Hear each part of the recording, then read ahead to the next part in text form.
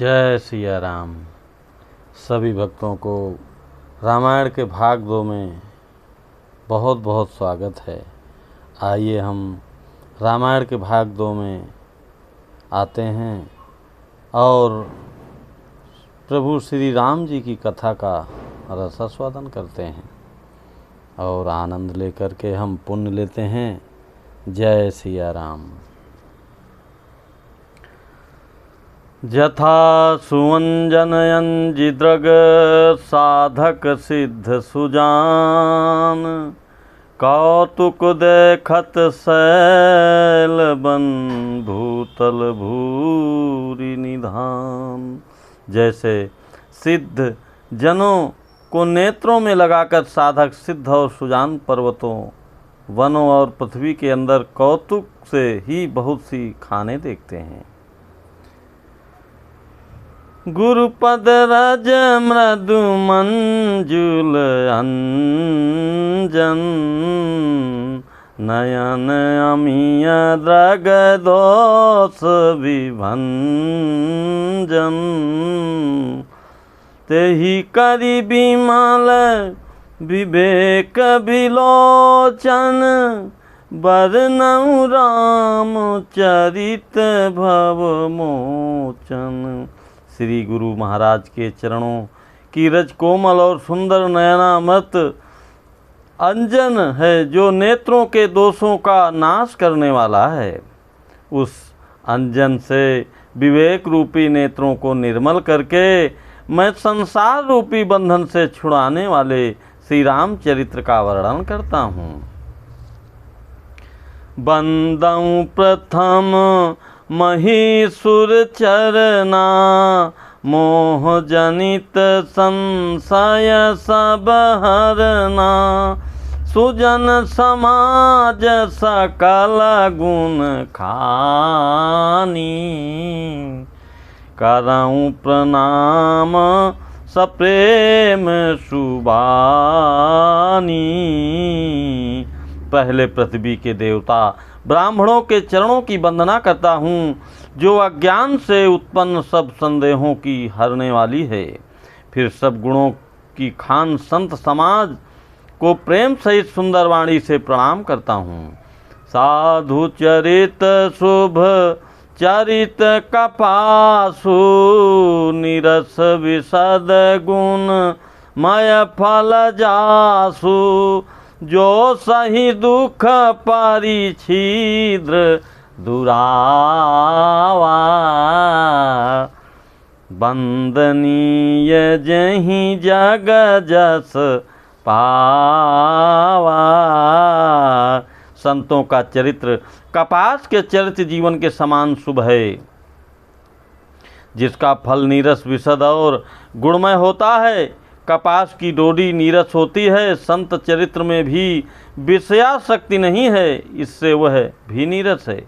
कपास उज्ज्वल होता है, संत का हृदय भी अज्ञान और पाप रूपी अंधकार से रहित होता है, इसलिए वह विशद है। और कपास में गुण तंतु होते हैं, इसी प्रकार संत का चरित्र भी सद्गुणों का भंडार होता है, इसलिए वह गुणमय है। जैसे कपास का धागा सुई के किए हुए छेदों को अपना तन देकर ढक देता है, अथवा कपास जैसे लोड़े जाने, काटे जाने और बुने जाने का कष्ट सहकर भी वस्त्र के रूप में परिणित होकर दूसरों के गोपनीय स्थानों को ढकता है, इसी प्रकार स्वयं संत दुख सहकर दूसरों के छिद्रों दोषों को ढकता है, जिसके कारण उसने जगत में वंदनीय यश प्राप्त किया है।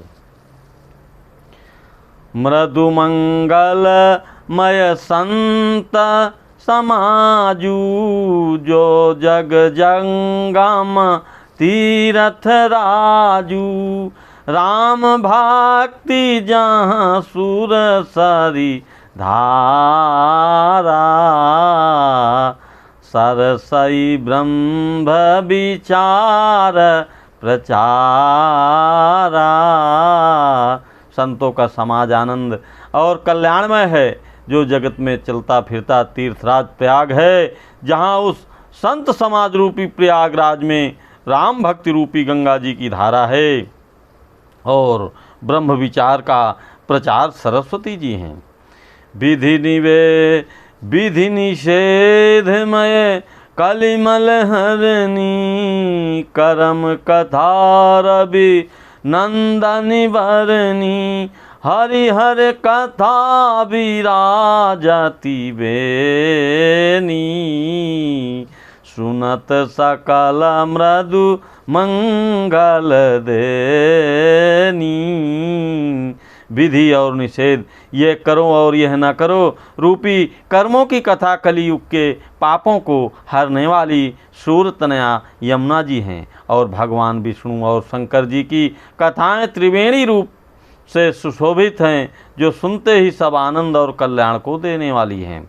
बाटू विश्वास अचल निज धर्मा, तीर्थ राज समाज सुकर्मा, सब ही सुलभ सब दिन सब देसा, सेवत सादर समन कलेसा।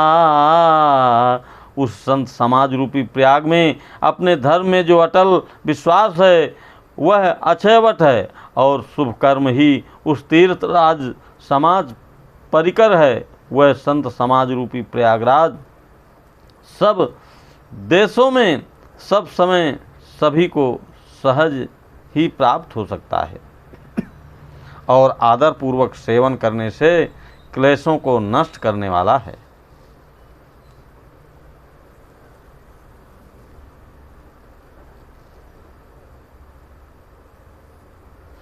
अकथ अलौकिक तीर्थ रावु, दे सद फल प्रकट सुभाऊ। वह तीर्थराज अलौकिक और अकथनीय है एवं तत्काल फल देने वाला है, उसका प्रभाव प्रत्यक्ष है। सुनि समुझई जन मुदित मन, मज्जई अति अनुराग, लहई चारि फल अछत तनु, साधु समाज प्रयाग। जो मनुष्य इस संत समाज रूपी तीर्थराज का प्रभाव प्रसन्न मन से सुनते हैं और समझते हैं, और फिर अत्यंत प्रेम पूर्वक इसमें गोते लगाते हैं, वे शरीर के रहते ही धर्म अर्थ काम मोक्ष चारों फल पा जाते हैं। बोलो सियापति रामचंद्र की जय, बोलो श्री हनुमान की जय, बोलो रामायण श्री रामचरितमानस की जय, संत समाज की जय। अब भक्तजनों, अगला भाग तीसरा भाग हम आपको जल्द पेश करेंगे। तब तक आप दूसरे भाग का आनंद लें और प्रभु श्री राम जी के गुणगान करें। जय सिया राम, जय सिया राम, जय सिया राम।